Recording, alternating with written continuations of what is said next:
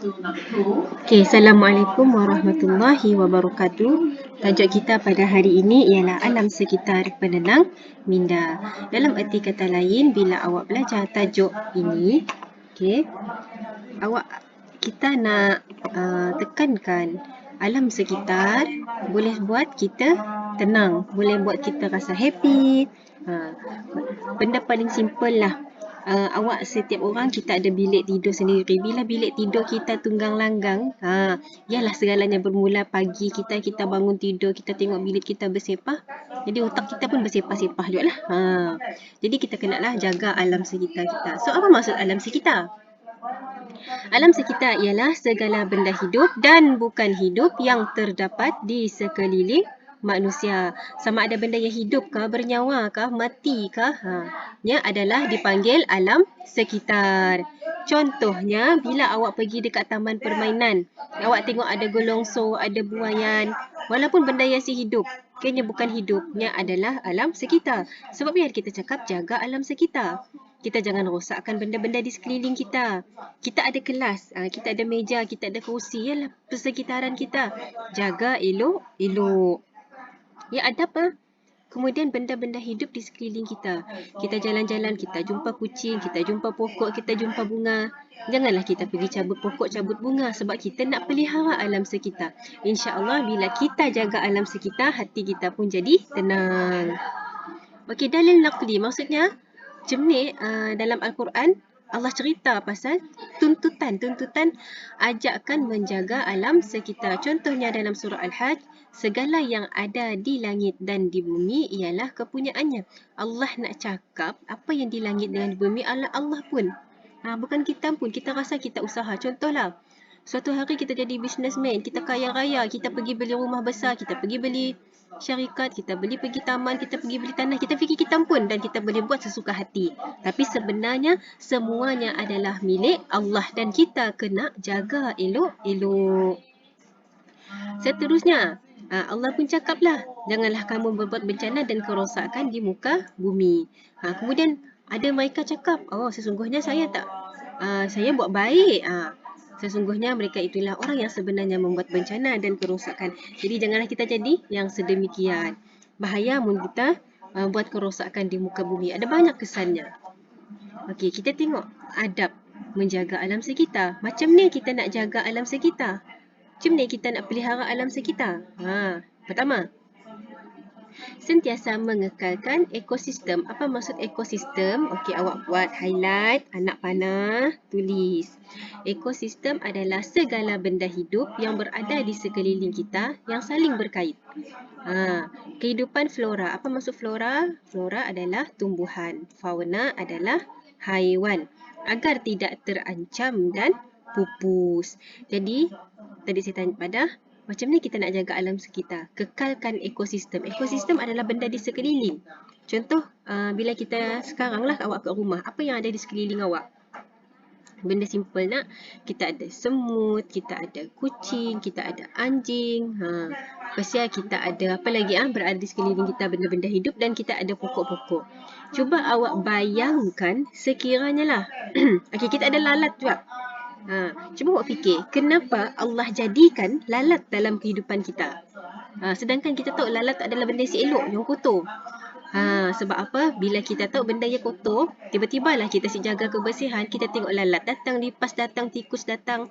Allah nak cakap, itulah makhluk-makhluk perosak, makhluk-makhluk yang suka pada kotor. Bila kita jaga kebersihan, maka benda yang akan datang.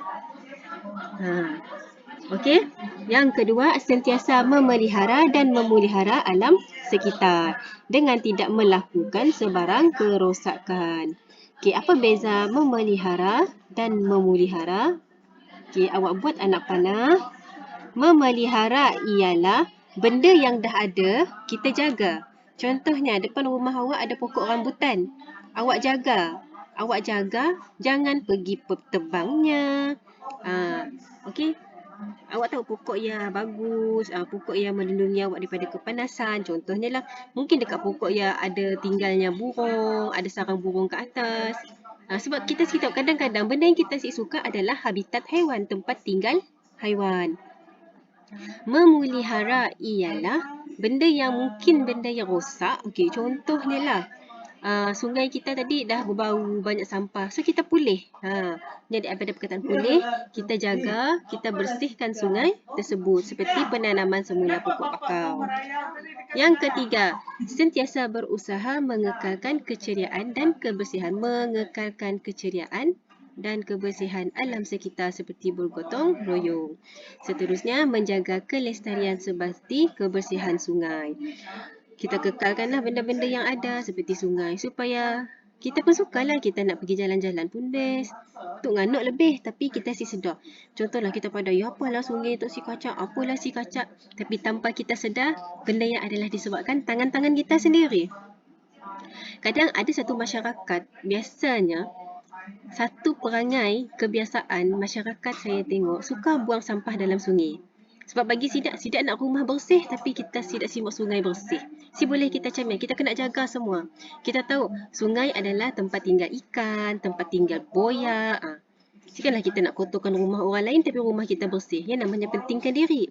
Ada juga perangai-perangai manusia tu, dia pergi jaga rumahnya sendiri, sampahnya pergi buang ke rumah jiran. Si boleh macam ni. Kita mesti jaga semua tempat. Yang kelima, sentiasa mengamalkan cara hidup yang mesra alam.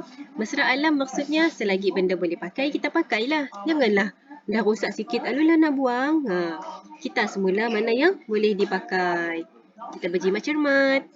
Maksudnya kita sayang alam sekitar kita. Sebab apa perlu berjimat? Contohnya lah, kertas, kita guna kertas yang semula. Untuk apa? Supaya jimat kita tebang pokok. Sebab kertas dibuat daripada pokok-pokok. Siapa pentingnya kita semula. Tidak membazir. Tidak membazir.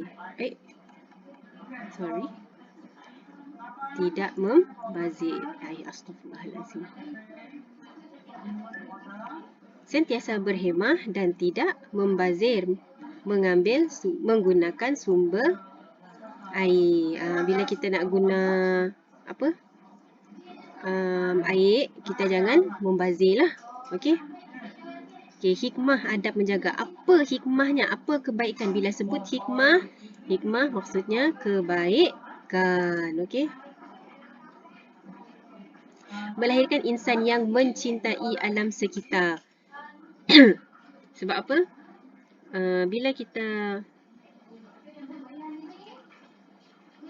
jaga alam sekitar, kita akan wujud perasaan cinta ke alam sekitar.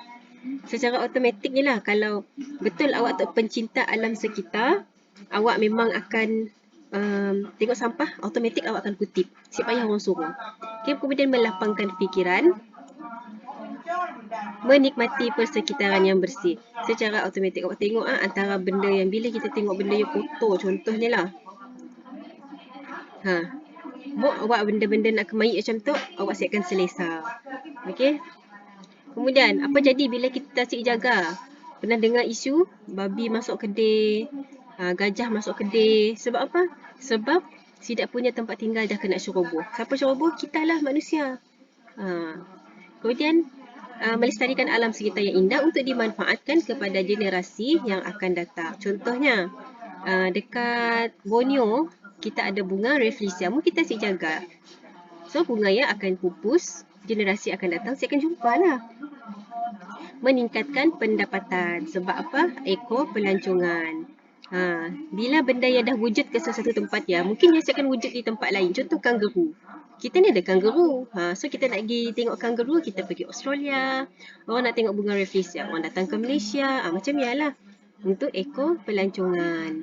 Okey, sekadar itu sahaja. Terima kasih. Selamat membuat nota.